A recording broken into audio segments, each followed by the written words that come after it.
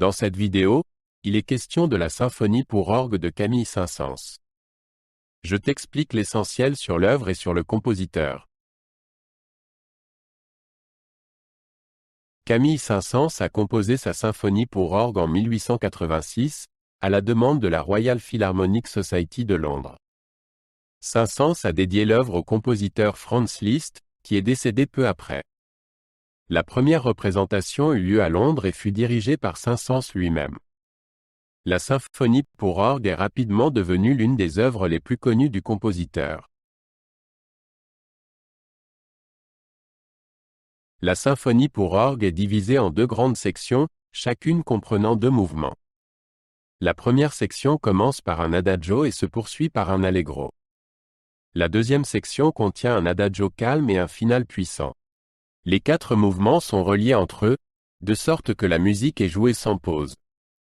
L'orgue joue un rôle central et ajoute une sonorité particulière à la symphonie. La première section commence par un adagio lent.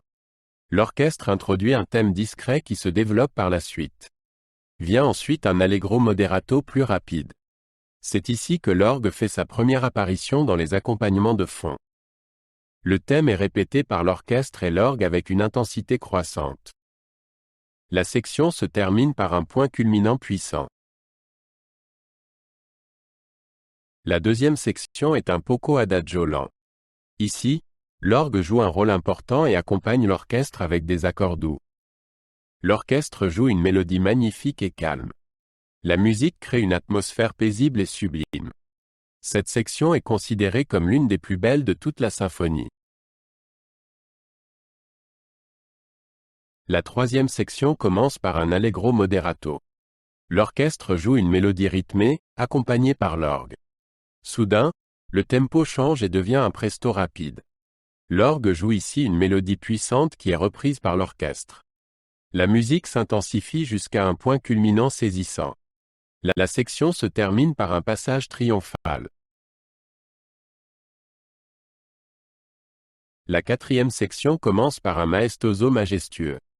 L'orgue joue des accords puissants tandis que l'orchestre joue une mélodie puissante.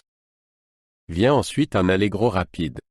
Le thème principal se répète dans différentes variations. L'orgue et l'orchestre travaillent ici en étroite collaboration pour créer un final impressionnant. Cette section constitue une conclusion saisissante de la symphonie. Camille Saint-Saëns était connu pour son style clair et élégant.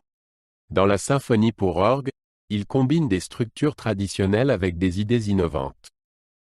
Il mélange des formes classiques avec des mélodies romantiques. Son œuvre a influencé de nombreux compositeurs de son époque. La symphonie pour orgue montre son talent exceptionnel de compositeur. La symphonie pour orgue est l'une des œuvres les plus connues de Saint-Saëns. Elle est jouée dans le monde entier par des orchestres et des organistes. L'œuvre montre l'étendue du talent musical de Saint-Saëns. Elle reste un exemple important de la littérature symphonique romantique. La combinaison de l'orgue et de l'orchestre continue d'enthousiasmer le public aujourd'hui. Camille Saint-Saëns a laissé une œuvre musicale considérable.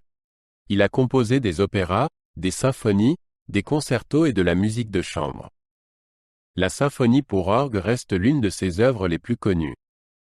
Saint-Saëns est considéré comme l'un des compositeurs français les plus importants du XIXe siècle. Son influence sur l'histoire de la musique est indéniable.